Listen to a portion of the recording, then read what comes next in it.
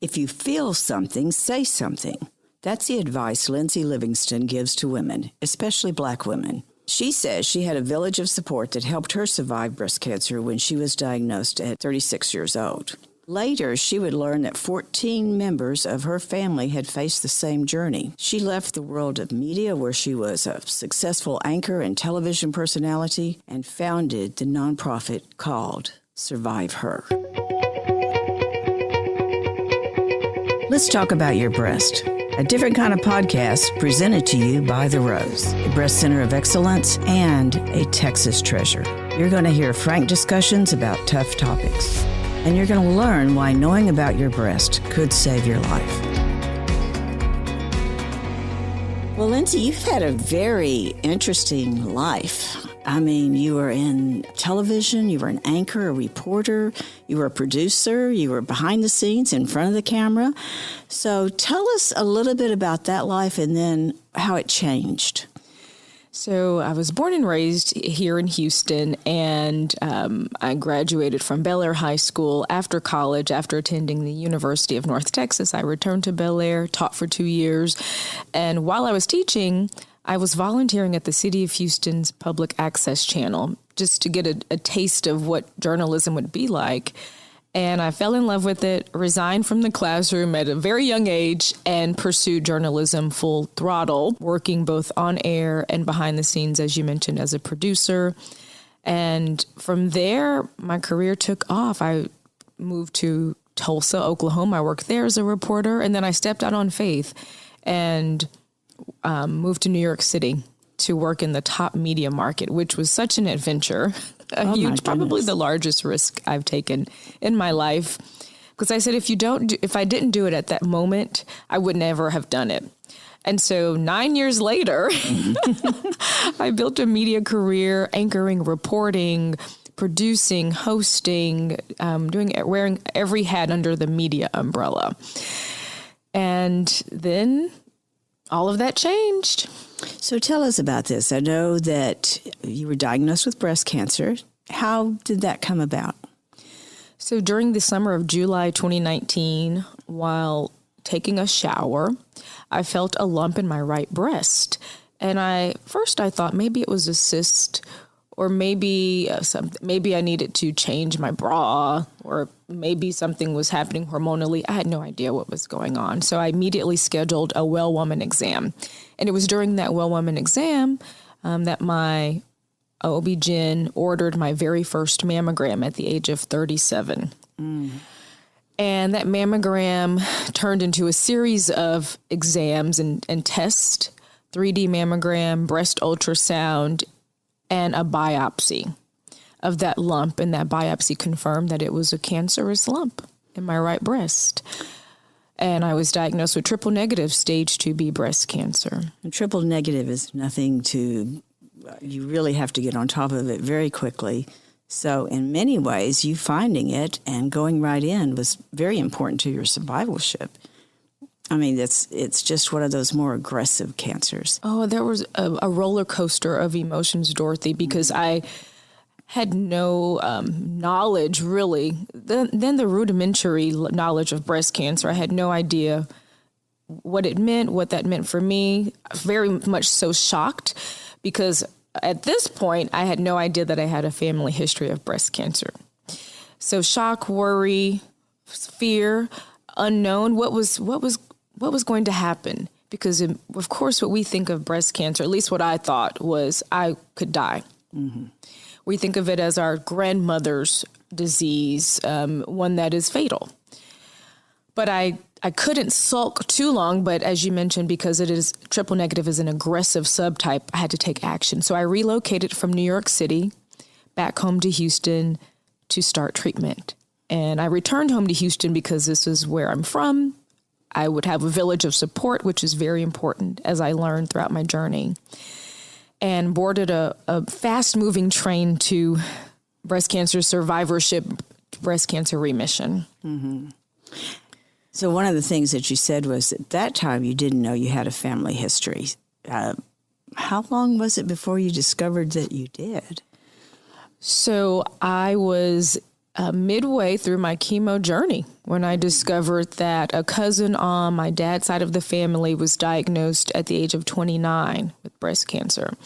And when the cousin found out about my diagnosis, she said, Lyndsay, you know, this is very common among female women on our paternal side. She said, you will now be you're the 14th female Levingston to have been diagnosed. How did I not know this? I don't know. Well, how? This is 14? 14th female Levingston. And so not only did I learn about my diagnosis, then I learned about this BRCA1 gene mutation status because I was genetically tested. And so part of my messaging as I'm talking to women is to know your genetic status, because I didn't know it, because I wasn't that close with the paternal side of my family and no one was talking about it. But that's another story, Dorothy. But know your genetic status. But no, I think that is part of the story. We don't talk about it enough. We didn't talk about it enough. Mm-hmm. And I cannot tell you the number of women who, once they're diagnosed, find out, just like you did, there was cancer in their family. They didn't have any idea. So the good thing about our role now is that we can talk about it. You know, when we started the Rose, you couldn't say breast on TV. You could, it was like, oh, you can't even talk about. I could say mammograms, but I couldn't get into. Couldn't say the B word. Yeah, that B word. Yeah.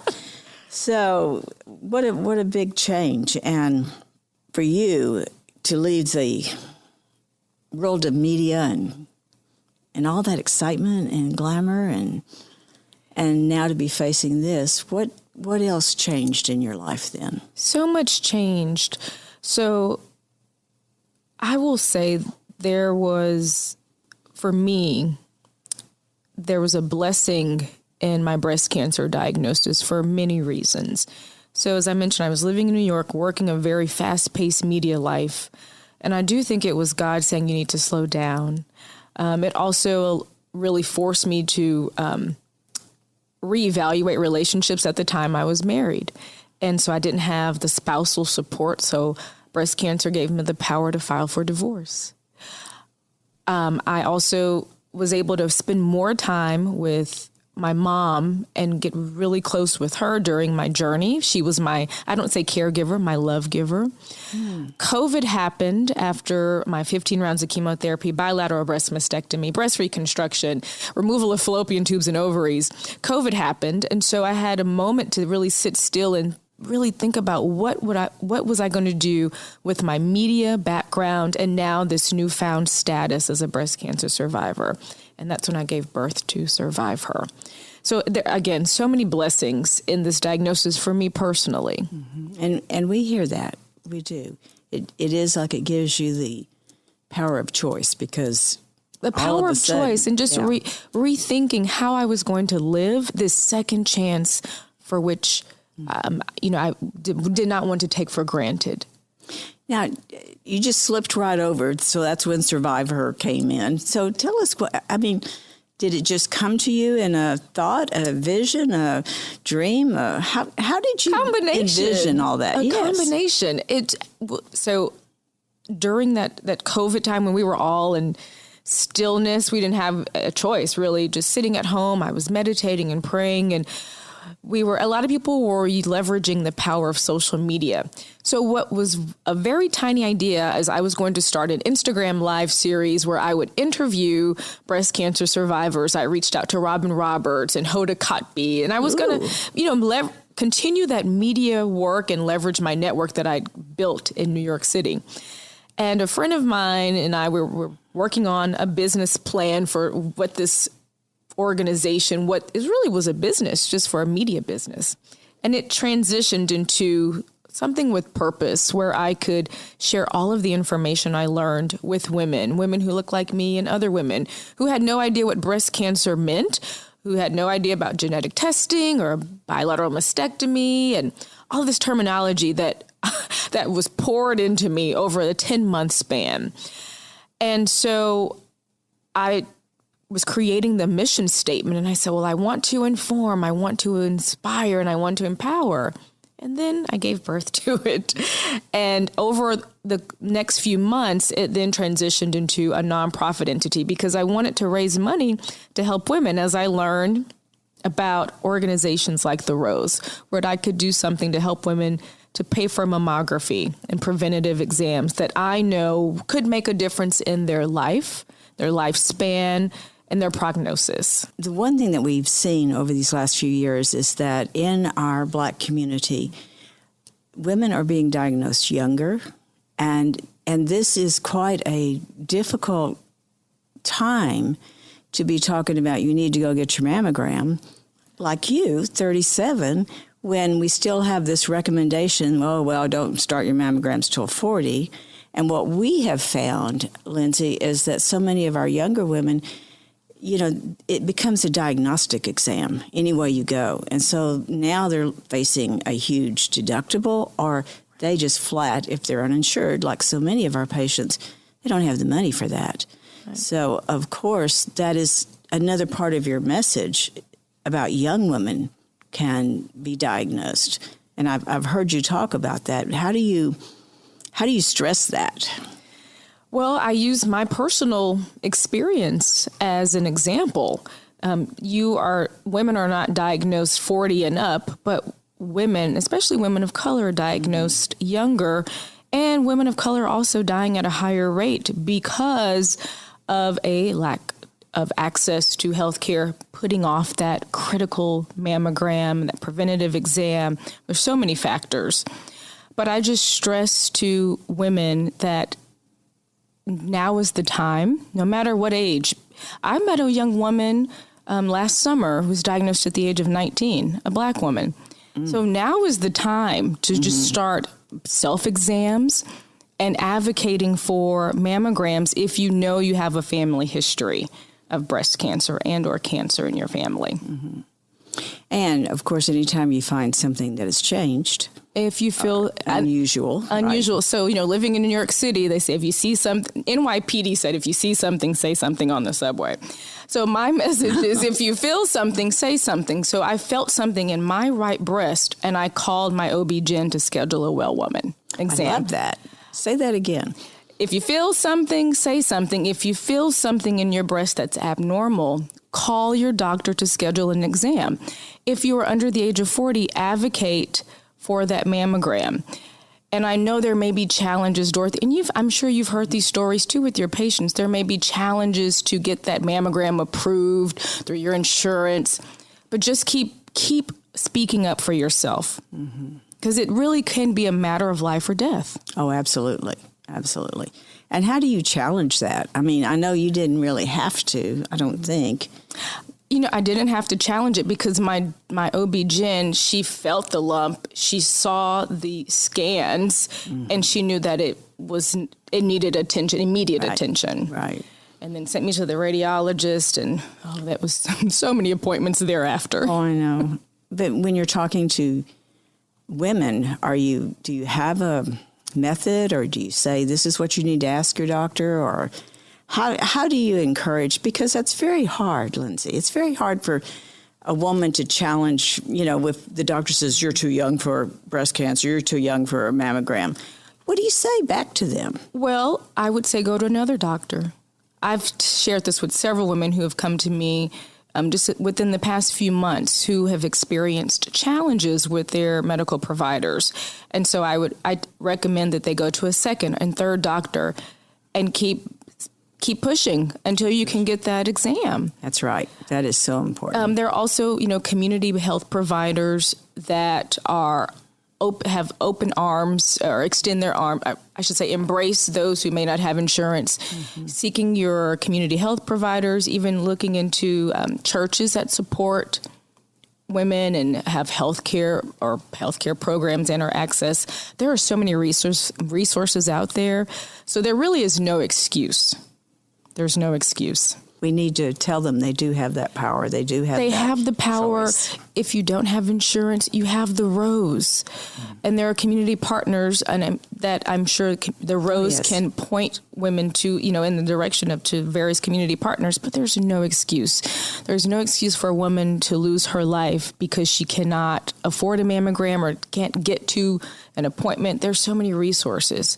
But you have to speak up for yourself. You have to speak up on behalf of your family, because if the woman's not well, the family's not well, her household's not well. Now let's go to SurviveHER. This was my calling. As I mentioned, my blessing in breast cancer, SurviveHER is my purpose. It wasn't being on the news. It wasn't being an anchor. It wasn't working the red carpet, although that was really fun and glamorous. It's serving women through SurviveHER. Our mission is to inform, inspire, and to empower women. SurviveHER is in a community of supporters around breast cancer awareness and wellness beyond the month of October.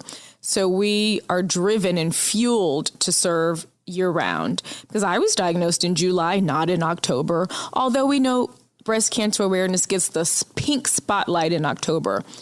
Women are affected year-round, right, Dorothy? Oh, yes. So there are 3 buckets, I guess, through which we serve, one of which is through our financial support. So we have our SurviveHER Strong program, through which we support 2 women from diagnosis through completion of her treatment with financial support, whether maybe she needs support getting transportation to and from her appointments, support with co-pays, groceries, utilities, whatever it is she needs. We have stipends for those SurviveHER Strong. We have a holiday program, SurviveHER Santa, through which we bless breast cancer survivors with stipends to do whatever it is they want to do for themselves. We also, very proud of this, we also raise money to pay for mammograms. And the Rose is one of our recipients of our fundraising efforts. We certainly are, and we so appreciate that. That just gives us such flexibility when we have gifts like that, and we know that they're for a specific purpose, that we can just move forward and help that many more women. But that is very, very important. I know when you're talking about the help, the financial help, I remember one story you even helped with finding a washer dryer for a young family, 3 children, mother's not working.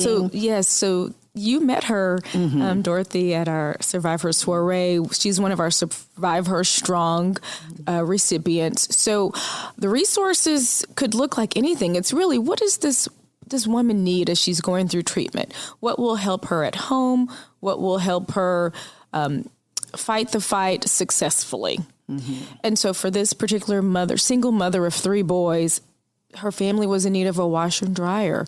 And so we partnered with another organization and matched funds so that she can get that washer and dryer before she started or before her bilateral mastectomy. Because, of course, she wouldn't have the physical capability, to go to a laundromat. She needed that resource in her home. She needed that utility in her home. I think that's what I love about SurviveHER Strong, and it really hits not home, but it really assists women with those things that we don't even think about. Never would have thought, right? No, and that is so important. I could imagine her trying to get to a washateria with 3 boys. No. And having just had her breast cut off, if you really want to talk about it like that, right? We have to be realistic, but you never know what women need, and I'm learning so much. So those are our financial support. That's our financial support component. And then we have a really strong community partnership component, through which we partner with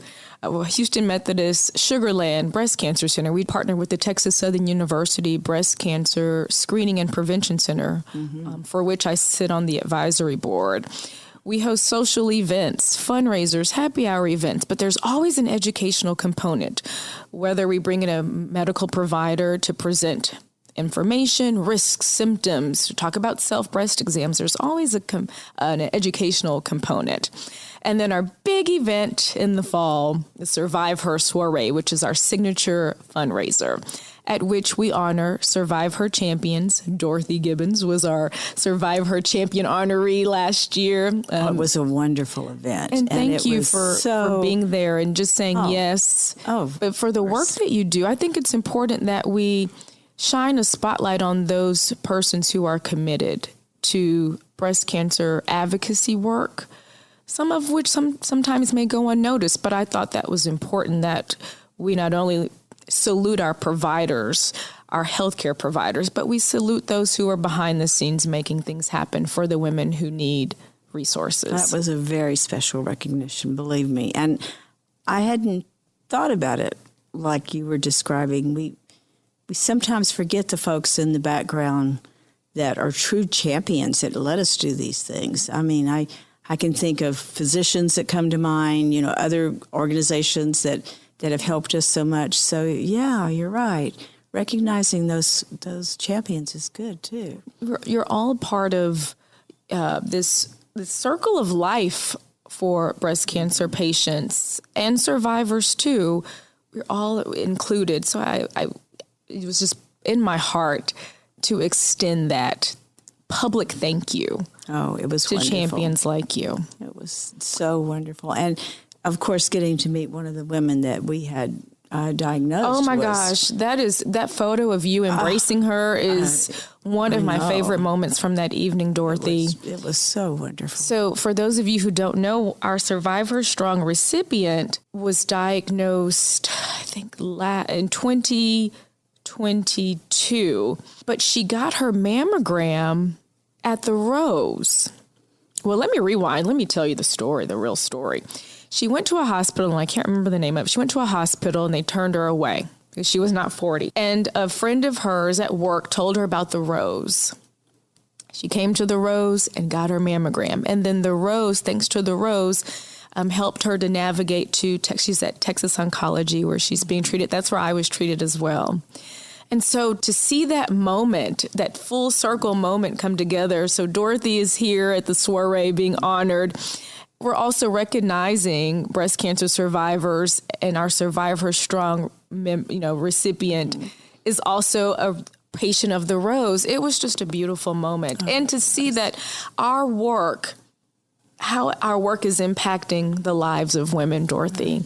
Just hand in hand. Hand in hand. Yes, so important. Oh, and when you're talking about that support network that every woman needs, but especially at this time when she's going through something as scary and as physically, it takes a lot physically to go through the chemo or the radiation or the surgery. And I'm so impressed with the way you have people for those women to talk to. You have people that are ready and willing to help, and that's a lot. That means so much. I consider myself to be a vessel. And my prayer is always that God will use me to help women and to serve. So this, it's a lot of work, but it doesn't feel like work. It's my ministry. So you never have had a time when you were a little down or that you wondered how you were going to help the next person? Or yes, I have those moments. And what's really interesting, and I know this is how God works, I may be down on a Saturday, and then Sunday at church, a member of our church who I have never met will walk up to me and say, I've heard about your organization. I see the work. Keep it up. We appreciate you. And so those moments, those touch points really fuel me and keep me going. Mm-hmm. But yes, I'm always, my brain is always just thinking, how can I help the next woman? And what can I do? How can I raise money? Now I'm really more focused this year on grants because I know there's so much money out there for nonprofits, for research, for outreach, for public health. And so I want to tap more into that this year. Yes. And survivorship has finally gotten the attention of so many of the grant makers. It used to be, why is that important? It's so important. Oh, yes. Survivorship, if it's not more important than actually going through breast cancer, is just as hard. Mm-hmm. Because people think when you ring the bell, it's over. No, my survivorship is so important. I'm under surveillance. There's fear of recurrence. There's so much that I have to do now in managing breast cancer survivorship as a BRCA1 gene mutation carrier who's in medically induced menopause. Oh, honey. Oh, that's another hour, Dorothy, of conversation. True. So what is the most special award event that SurviveHER has had? When we're able to impact women and reduce the level of fear of getting a mammogram or a breast exam and to empower them to really own their breast health and their wellness, that's when I know that we're doing the right thing. Oh, absolutely. That's one of the moments that stands out. And there is so much that has yet to be discovered, has yet to be tried, and that's what's so exciting about this time. It's really a time of new thinking, new ideas. And I am so encouraged by what I hear from women saying, I want to know more. I want to know why. I want to know how we can get this changed. And I want to help my community. And that's a lot of what you've been doing. Community is priority because I can see the need, but I also really enjoy just educating. And you'd be surprised how many people, women and men, just don't know the nuances of breast cancer and all that it encompasses. And then I'm still learning myself as a breast cancer survivor. Oh, absolutely. But it just feels it's so fulfilling to teach and educate and empower. And to your point, it's so exciting at the same time just to learn about all of the new advancements in research and technology and to share that information with communities. And, you know, we all hope that someday there's a cure. That's my prayer every morning.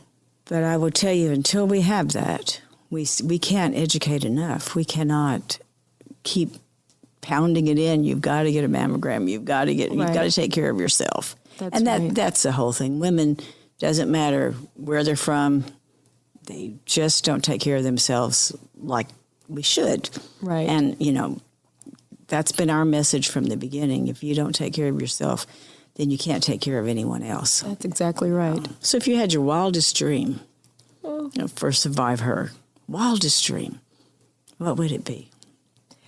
Well, I will share my vision for SurviveHER is to become the global advocate for breast cancer awareness for communities of color and beyond. And I manifest that in a few years, SurviveHER, we're on the road. We're traveling around the world, impacting women. I also see millions of dollars pouring into our organization so that we could help millions of women. But it's definitely global. Global is my part of my vision. I just learned yesterday, as I finished my 5K running for SurviveHER, raising money, I learned that there is a significant need in Accra, Ghana. Women who line up at there's a breast cancer hospital there, and they line up with such dire need, and it's really hard to articulate. But there is a need for prosthetic bras. There is a need for treatment. But they line up, Dorothy, with breasts that have been cancerous for years, which is very astounding to me that they're able to even live. After I saw some photos yesterday that were just really, really mind-blowing, but there's such a need in Ghana. There's a need in Nassau, Bahamas, and some third world countries and overseas. So I don't see SurviveHER just stopping here in the States, but expanding our arms, our reach, our tentacles around the world. You know, we've worked with some countries that it's never found early. You know, the whole focus is how do we help this woman with metastatic disease? Right. And when I first heard that, I was like, wait, how can this be? But you're absolutely right. There is such lack of education and services. So good luck to you. That's exactly what we need. We need you global. We need you. Are you national already? Are you helping? We're national. Although we're based in Houston, but we're national. So anyone could come to you for a Absolutely. need? We our past SurviveHER Santa recipients, many of them were in Atlanta. We also host a major event in New York because since I lived in New York, I do feel like that's a second home. And we partner with an organization there called AfroPink. And we host a huge breast cancer awareness block party in the fall. So this year we'll be in Harlem, just a few blocks down from the Apollo Theater. And we will partner with New York Presbyterian Hospital, and the New York Black MBA Association is one of our sponsors, Victoria's Secret. So it's going to be a huge, huge event. Oh, my gosh. And the idea is so the theme is it's mammos and genetic testing matter. And we're passing out free genetic tests. We have a mammogram van that's pulling up and women can walk on that van and get mammograms. So it's part of our work. Oh, how exciting. But we're everywhere. So every month I always try to think which other communities outside of Houston can we reach and touch and support. That is so good to hear. My goodness, everywhere. Everywhere. Yeah. So how can we support SurviveHER? What can people do? So we of course appreciate every dollar counts, because it will go to, when you pour into SurviveHER, we can pour into organizations like the Rose. We can support those single mothers with 3 kids who need a washer dryer, or perhaps she needs groceries. Because I've also found out, Dorothy, that a mammogram is about $250 out of pocket. For some women, that could mean keeping the lights on. Oh, absolutely. Buying groceries, getting to work. And so we don't want that to be a barrier, but we accept funds. And as I mentioned, we really are doing a little bit more digging this year to tap into grant funds. Mm-hmm. So anyone corporate that hears, funds. Yes, corporate grants. Funds. If you know about any of those kind of grants that are available, be sure and let Lyndsay know. I know we find out about grants all the time that we had no idea were out there. I know. People really want to help, and there really are organizations that will help. But you've got to know about them. Exactly. Yeah. Right? Knowledge is power. Yes, it is.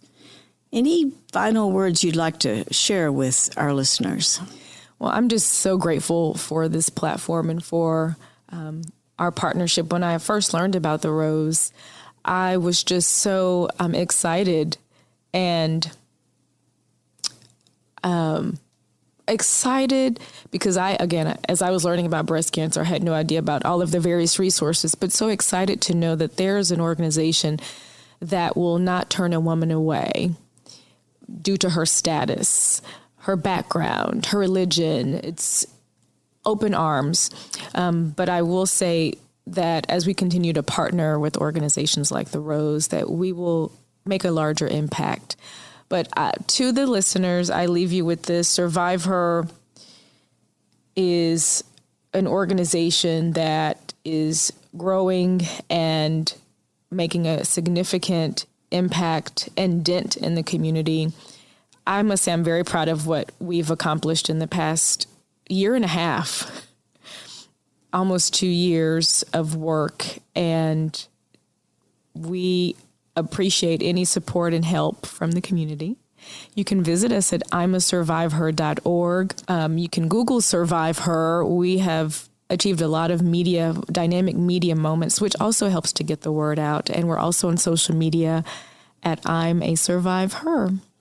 So stay tuned. SurviveHER. Yes. We're great on the move. Newsletter, great education pieces. I mean, just so much on there. So, yes, you should be very proud, and especially in such a short time. Thank you. And thank you for this work that you're doing in our community.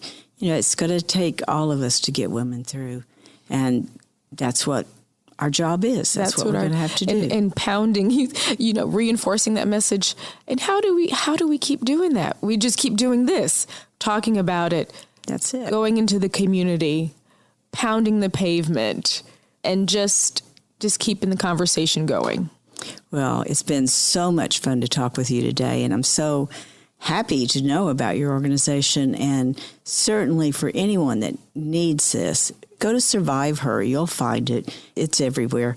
And it's going to be really everywhere in just a few years. Yes. That's right. That is just so exciting.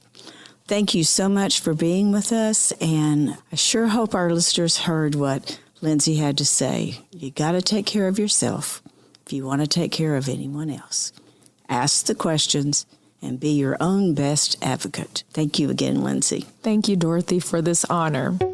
Thank you for joining us today on Let's Talk About Your Breasts. This podcast is produced by Speak Podcasting and brought to you by The Rose. Visit therose.org to learn more about our organization. Subscribe to our podcast, share episodes with friends, and join the conversation on social media using hashtag Let's Talk About Your Breasts. We welcome your feedback and suggestions. Consider supporting The Rose. Your gift can make the difference to a person in need. And remember, self-care is not selfish. It's essential.